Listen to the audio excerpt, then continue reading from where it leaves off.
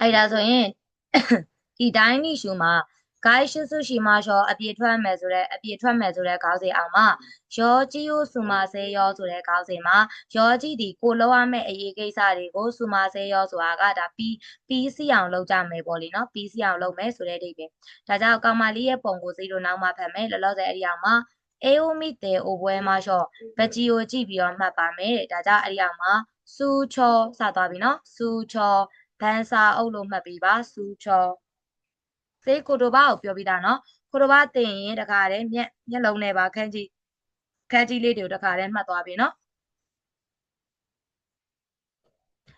ဒါကြောင့်စေးတို့စူချောဒီဘန်စာအုပ်ဖြစ်ပါမယ်ဘန်စာအုပ်စူချော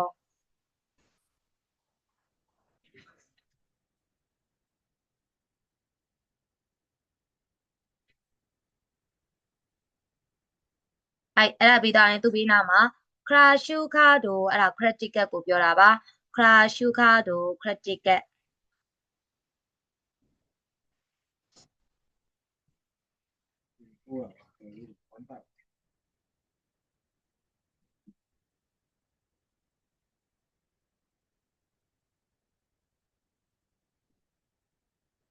ရမယ်နော် crash ကတို့ဒီ0 critical ကိုပြောခြင်းဖြစ်ပါတယ်ပြီးဒီဘက်မှာဟန်းခိုကဒစိတ်ကောင်တနည်းအားဖြင့်စသီးတို့မြန်မာမှာဆိုဒစိတ်တုံးပေါ့နော်အင်းကန်းကလည်းဒစိတ်တုံးပဲနှစ်ခုလုံးအဲ့လိုမှတ်ပြီးပြီးတော့မှကွာတာစသီးတစ်ချက်ပြောပြမယ်နော်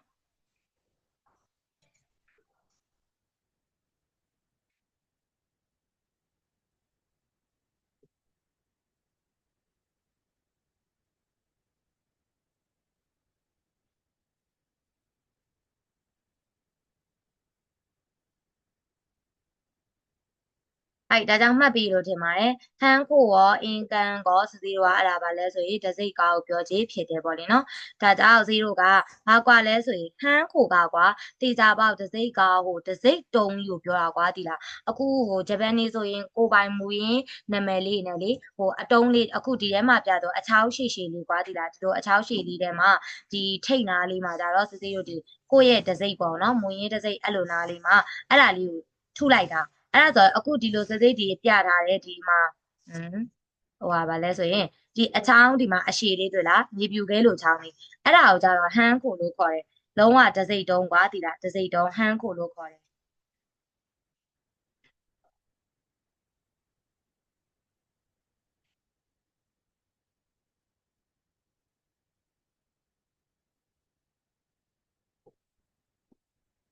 ပြီးသားရင်နောက်တစ်ခုကအင်ကန်အင်ကန်ခုနကစတဲ့တစိမ့်တုံးလို့ပဲပြောတယ်ဒါပေမဲ့ဘာကွာတာလဲဆိုတော့အင်ကန်ကကြတော့ခုနစတဲ့တို့ကဟန်းခိုကင်ပြီးတော့စာရွက်ပေါ်မှာထုလိုက်တယ်မလားအဲ့ဒီစာရွက်ပေါ်မှာကြံခဲ့တဲ့အရာလေးကိုကြတော့အင်ကန်လို့ခေါ်တယ်အဲ့လောက်ကွာပါတယ်ကြမနော်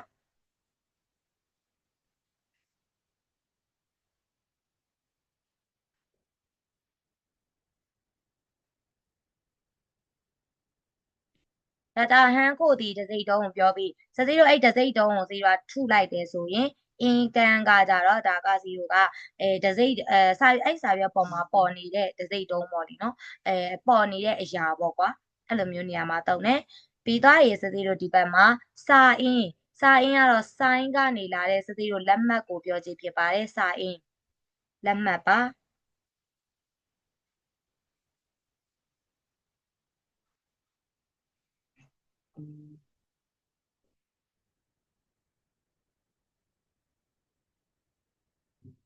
ပြီးသွားရင်အဲ့ဒီအောက်မှာဆက်သွားမယ်စမ်းအန်းစားစုဖြစ်ပါမယ်ဒီမှာစမ်းအန်းစားစုအဲ့ဒီစမ်းအန်းစားစုကပါလဲဆိုရင်စီကရန်တစ်ထောင်နဲ့ငွေဆက်ကိုပြောတာအဓိကအားဖြင့်သူကဘာကိုကြက်စီချင်တာဆိုဒီနောက်ကစစုအဲ့ဒီစစုကဒါစက်ကိုအရွက်တွေမှာသုံးတဲ့စစုပါဒီလားစက်ကိုအရွက်တွေမှာသုံးတဲ့စစု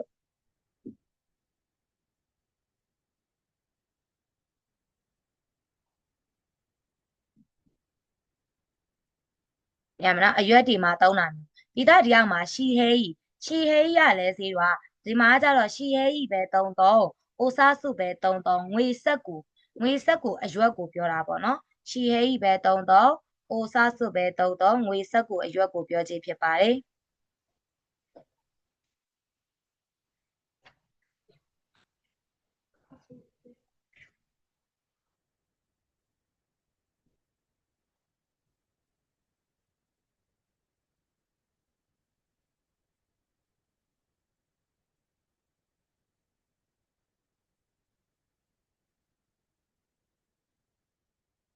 အဲ့ဒါပြီးသွားရင်တော့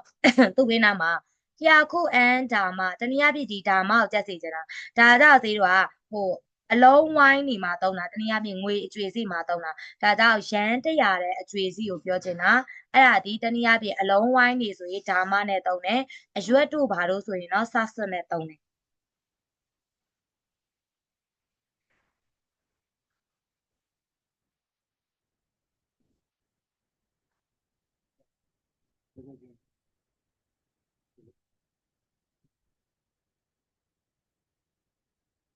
ရမလားအားကြောင့်ဒီရောက်မှာနောက်ကိုခိုး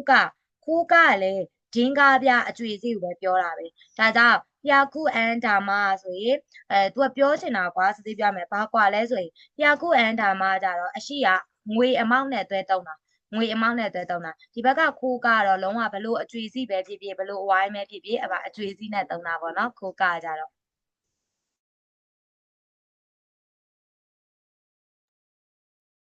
ရမယ်နော်အဲ့ရတာလေးပြီးသွားရင်တော့အဲ့အောင်မှာမို့တော်အိုပွဲမရှော့ဒီတက်ပို့ပြီးတော့စသေးတို့မှတ်ကြည့်ပါမယ်ဒါကြောင့်စကြည့်မယ်နော်အိုခါနေကိုတာမဲတုဆိုရင်ပတ်ဆက်စုသည်အိုခါနေကိုတာမဲတုပတ်ဆက်စုသည်အဲ့မှာအဲ့လိုလဲတောင်းလဲရတယ်လို့စုကီကချော့ခင်းစုလို့ဆိုလဲတခါလဲပြီးသွားတာပဲပတ်ဆက်စုတာရမယ်နော်အိုခါနေကိုတာမဲတုဆိုရင်ပတ်ဆက်စုတယ်အဲ့လိုမျိုးမဟုတ်ဘူးဒီကချော့ခေးစုလို့ဆိုရင်အဲ့ဒါကြတော့ပတ်ဆက်စုတာပဲချော့ခေးစုလို့ကြတော့ဟိုဘယ်လိုပြောရမလဲဆိုရင်နည်းနည်း level မြင့်တဲ့ပုံစံပေါ့လေနော်6 case လို့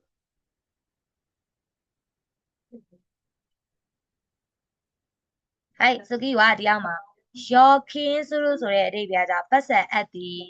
your case လို့ပတ်စံအပ်သည်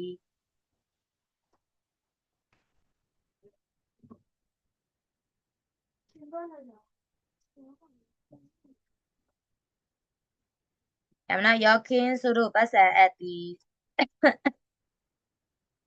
ပြီးတော့သူ့ဘေးနားလေးကိုဆက်သွားပြီနော်ဂင်းကိုနီအိုခါနဲကိုဘန်မာပတ်စံကိုအာစုခဲတူဆိုတာကြတော့အနန္တာဒါကြောင့် your case လို့ပဲသုံးတော့ဘန်မာပတ်စံကိုအနန္တယ်ဆိုရင်လည်းအာစုခဲတူနဲ့သုံးလို့ရတယ်ပေါ့လीနော်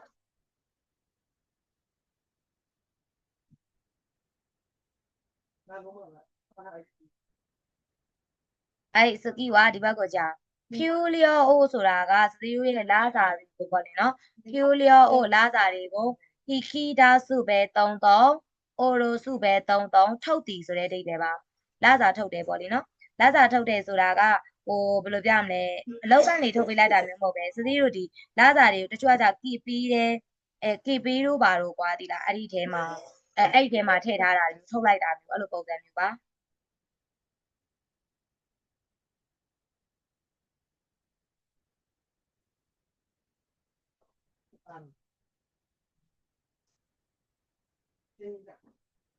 ဒါမလားပြီးအဲ့ဒီအောက်ကိုကြည့်အောင်စူချောခီနျူအိုဆိုလို့စူချောကခုနဈေးတည်လိုက်တာပဲစာအုပ်ခီနျူဆိုတာဖြည့်သွင်းတာအဲ့ဆို तू ကတော့ update ban book လို့ပြောထားပေမဲ့ဒါဘန်စာအုပ်ထဲမှာဖြည့်ရဲဆိုတဲ့အဓိပ္ပာယ်ပတ်စံနေထက်ဖြည့်ရမျိုးပေါ့နော်ဘန်စာအုပ်မှာဖြည့်သွင်းသည်ဆိုတဲ့အဓိပ္ပာယ်ပါဘန်စာအုပ်မှာဖြည့်သွင်းသည်အဲ့ဒါအောင်မှကလေးရုပ်ဆက်ပြကြမှာကြတော့ဒီဘက်မှာကြတော့စူချောနီခီနျူဆိုလို့ဆိုရင်လည်းဒါဘန်စာအုပ်မှာဖြည့်သွင်းတယ်ဆိုပြီးတော့ပဲအတူတူပါပဲတဲ့စူချောခီနျူပဲတုံးတော့စူချောနီခီနျူဆိုလို့ပဲတုံးတော့အတူတူပဲတဲ့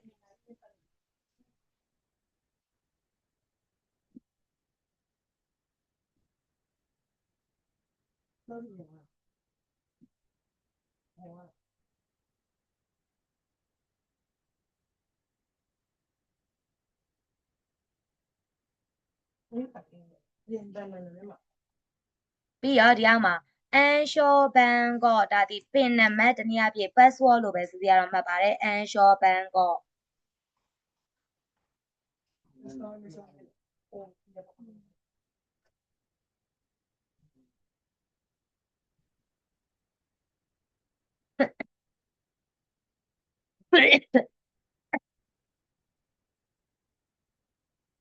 ဒီသားရဲ့စကီကဂင်းကိုနော်ဟွန်တန်ဆိုတာဒီဘန်ယုံကျုပ်ကိုပြောတာပါဟွန်တန်ဒီဘန်ယုံကျုပ်ပါကလေးတို့ဂင်းခေါနော်ဟွန်တန်ဒီဘန်ယုံကျုပ်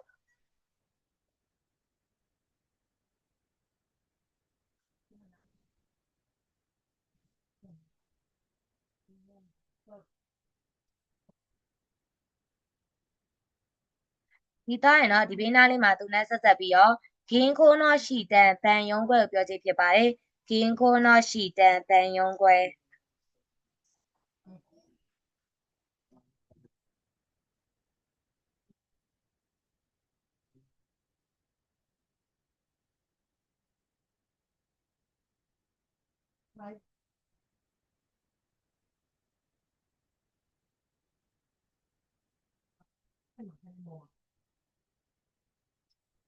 ဒီသားရင်တော့ဒီအောက်မှာခိုးစားအိုဟီရာခုဘန်အကောက်ဖွင့်သည် open an account လို့ပြောထားပါတယ်ဒါကြောင့်ဘန်အကောက်ဖွင့်တယ်ဆိုတဲ့အဓိပ္ပာယ်ပါ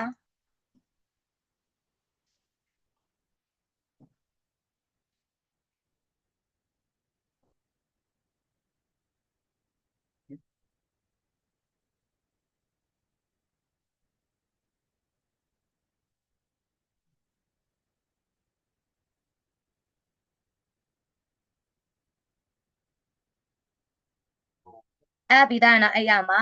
ရာချင်းကိုဖိုရီခိုမို့ဆိုတဲ့အဓိပ္ပာယ်ရာချင်းကအင်္ဂါကကိုဖိုရီခိုမို transfer လုပ်လိုက်တာလွှဲလိုက်တယ်ဆိုတဲ့အဓိပ္ပာယ်ပါအင်္ဂါကကိုလွှဲသည်ပေးချေတယ်ဆိုတဲ့အဓိပ္ပာယ်ပါပဲအင်္ဂါကလွှဲတယ်ပေးချေတယ်ဆိုတဲ့အဓိပ္ပာယ်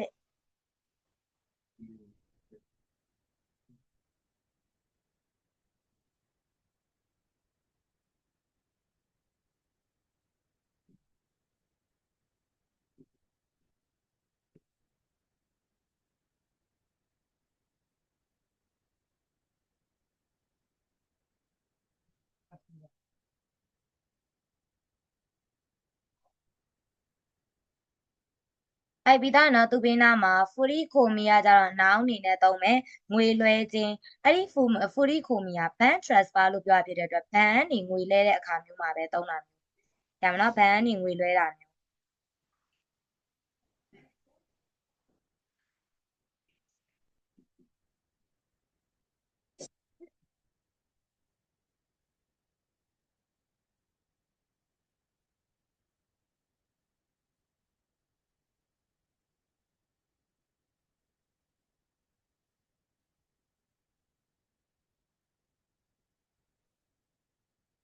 အဲ့ပြီးသားနော်ဒီဘက်မှာခိုးကျော်လျောခီအိုရှိဟာရာအိုခိုးကျော်လျောခီတီသူ့ဘယ်လိုဘာသာပြန်မလဲဆိုတော့အထွေထွေဘာလဲဆိုတော့အထွေထွေငွေကြီးပေါ့လीနော်ခိုးကျော်လျောခီဟာလी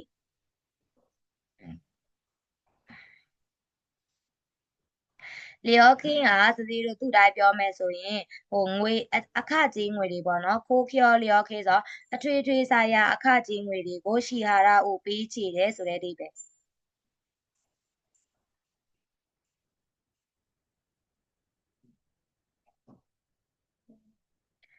အထွေထွေဆိုင်ရာအခကြေးငွေတွေကိုပေးချေတယ်ဆိုတဲ့ပုံစံအဲ့နဲ့ပဲ0အဲ့မှာဆိုရင်စစ်စစ်အထွေထွေဆိုင်ရာငွေတွေကဘာလဲပေါ့လေနော်အဲ့ဒါဘာလဲဆိုတော့ကြည်အောင်တရားမှာခိုးကျော်လျောခင်းကညီမြချင်းဒန်ခိတိုင်းလျှက်စစ်အဖိုးအခါဒီဂတ်စုတိုင်း gas အဖိုးအခါဒီစူရီဒိုတိုင်းရီပိုးရီကတွေဒန်းဝတိုင်းဖုံပြောကတွေဒါဆိုရင်ဂျပန်မှာနေတဲ့လူတွေဆိုပိုသိပါမယ်0တလားလစာထုတ်တာနဲ့ဒီအဖိုးအခါတွေကိုပေးချရတယ်ပြီးကိုစားဖို့ဖယ်ရတယ်ပြီးတော့မှအိမ်ကိုပို့ဖို့စဉ်းစားတယ်ပေါ့နော်ပြီးသားအိမ်ကိုပို့တယ်ပြီးသားနောက်တစ်ခါကျစသေးအတွက်နည်းနည်းလေးပြန်စုတာမျိုးလောက်ကြတာပေါ့အဲ့ဆိုခိုးကျော်လျောခင်ကခုနလိုစေလို့စုတာတွေအိမ်ုံလွှဲတာတွေမပါဘဲနဲ့ဗာလဲဆိုရင်လျှက်စစ်အဖိုးခပြီးရင်မီးဖိုးမီးကgas ဖိုးကတ်ခဖုံပြောဖို့ဖုံပြောကအဲ့ဒါတွေကိုစီးကအကုန်လုံးခြုံငုံပြီးတော့ခိုးကျော်လျောခင်လို့ခေါ်ပါတယ်အထွေထွေဆိုင်ရာငွေပေးချေရပေါ့နော်အထွေထွေနဲ့ဆိုင်တဲ့ဒီငွေပေးချေမှုကိုပြုလုပ်တယ်ရှီဟာရာကြီးဒါကြောင့်0ကဒီဘက်မှာရှီဟာရာကြီးကကြနောင်အနေနဲ့သုံးတယ်ငွေပေးချေခြင်းဖြစ်ပါမယ်ငွေပေးချေခြင်း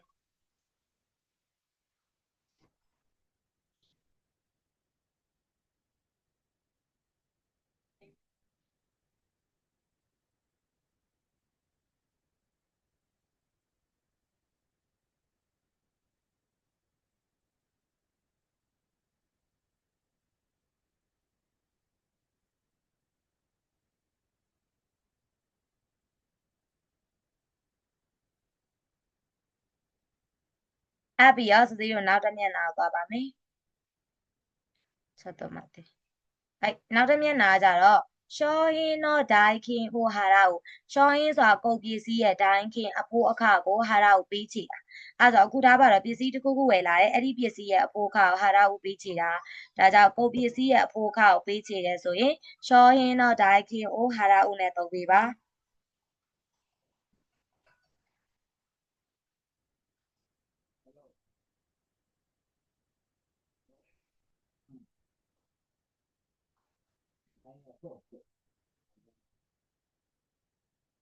အဲ့ဒါပြီးတော့အဲ့ဒီအောက်ကိုဆက်သွားမယ်မတိုကူချီတဲ့ဆိုတာဒီဟိုမတိုကူချီကနေရာအစုံသုံးလို့ရသည်လားလက်မှတ်ဖြတ်တာဆိုလဲလက်မှတ်ဖြတ်တဲ့အပေါက်အခုဒီမတိုကူချီဆိုမှစုံစမ်းမင်းမြတ်အပေါက်အဲ့လိုနေရာသုံးလို့ရတယ်ပြီးတော့ရင်လီယောကအေစုလို့ဆိုငွေလဲလေဒါဒီမတိုကူချီရတာဒီနေရာမှာကျတော့ဘန်ရဲ့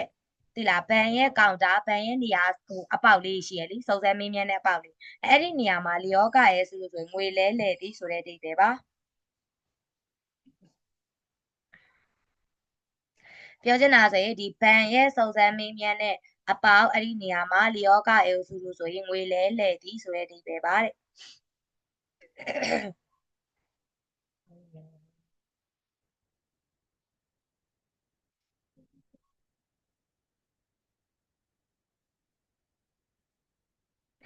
အဲ့ဒါပြီးတော့အဲ့ဒီအောက်မှာဆိုခင်းစုရုဆိုတဲ့အဓိပ္ပာယ်တော့ငွေလွှဲခြင်းဆိုခင်းစုရုငွေလွှဲခြင်းသူ့တိုင်းဘာသာပြန်ရင်တော့0ကဆိုးတီအိုခုတို့ကွာပို့လိုက်တာပတ်စံပို့လိုက်တာအမှန်တော့ဒီမှာကျ0ငွေလွှဲခြင်းလို့ပြောပါမယ်ဒါကြောင့်ဆိုခင်းစုရုဒီငွေလွှဲခြင်းဖြစ်ပါမယ်ငွေလွှဲခြင်း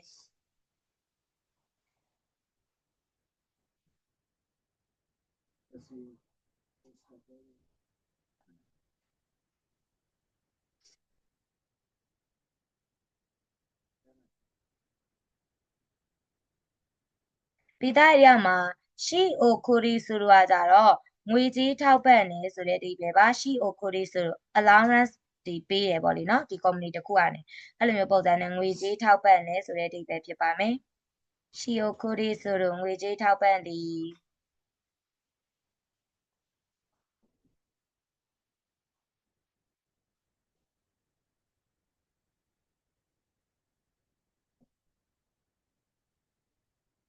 အဲ့ဒါလေးရအဲ့ရမှာတေဆူလျောကခါခါရူဆိုတဲ့အဓိပ္ပာယ်တေဆူလျောဆိုတာကဝန်ဆောင်ခတွေပြောတာဝန်ဆောင်ခတွေကြတဲ့နဲ့ငွေဝန်ဆောင်ခပေးချေတယ်ဆိုတဲ့အဓိပ္ပာယ်မျိုးအဲ့ဒါကတနည်းအားဖြင့်ကွာ delivery ကတို့ဘာလို့ပြောတာပေါ့နော်အဲ့လိုမျိုးဝန်ဆောင်ခတွေပေးချေတယ်ဆိုတဲ့အဓိပ္ပာယ်ဖြစ်ပါမယ်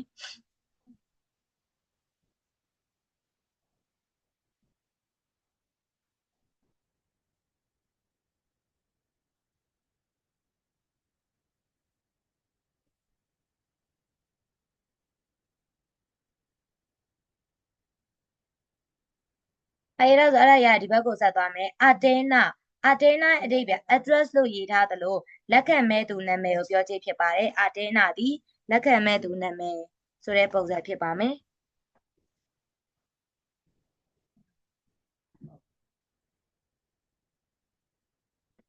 အတဲနာသည်လက်ခံမဲ့သူနာမည်ဖြစ်ပါမယ်ဟိုင်အဲ့ဒါပြီးသားအဲ့ဒီအောင်မှာစာရှိတာရှိနေရဲ့အဓိပ္ပာယ်ပေးပို့သူဆိုတဲ့အဓိပ္ပာယ်ပါစာရှိတာရှိနေမဲ့ဆိုတဲ့အဓိပ္ပာယ်ကပေးပို့သူဆိုတဲ့အဓိပ္ပာယ်ဖြစ်ပါမယ်ပေးပို့သူနာမည်ပေါ့လေနော်အဲ့လိုမှတ်လို့လည်းရပါတယ်စာရှိတာရှိနေမဲ့ပေးပို့သူနာမည်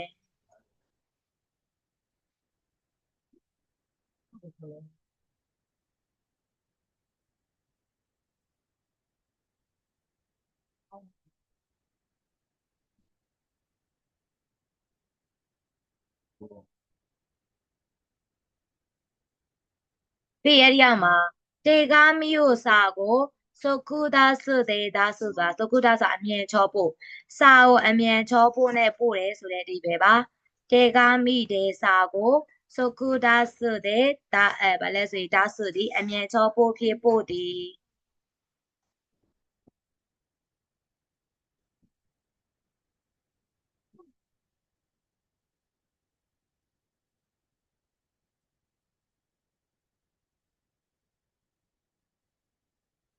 ပြီးရရမှာ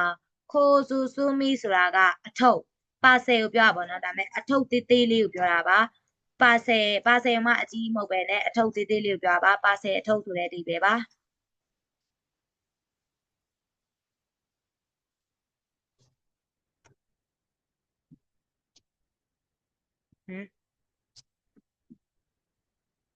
ပြီးတော့နောက်တစ်ခုကကြတော့ဆိုးလျောကခါခတို့ဆိုပူကကုန်ကြသည်ဆိုတဲ့အဓိပ္ပာယ်ပါဆိုးလျောကခါခတို့ပူကကုန်ကြသည်ဆိုတဲ့အဓိပ္ပာယ်ဖြစ်ပါမယ်ပူကကုန်ကြသည်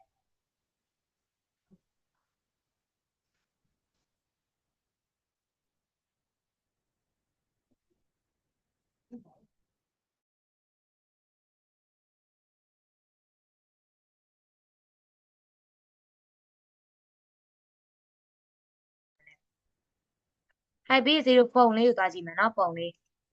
ပုံလေးမှာကောင်မလေးကဘာပြောလဲဆိုရင်မှာဆိုပါနော်ဒီဘက်ကနေသွားမယ်ဖြောဝါဒီနေ့က Q လျောပြီးတာလို့ပြောပါတယ်ဒီနေ့လစာထုတ်ရက်ပဲဦးရဲရှိနာပြောလိုက်တာ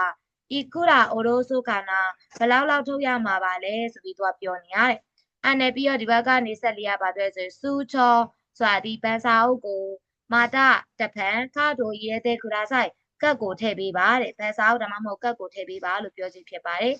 ရမယ်လို့ထင်ပါတယ်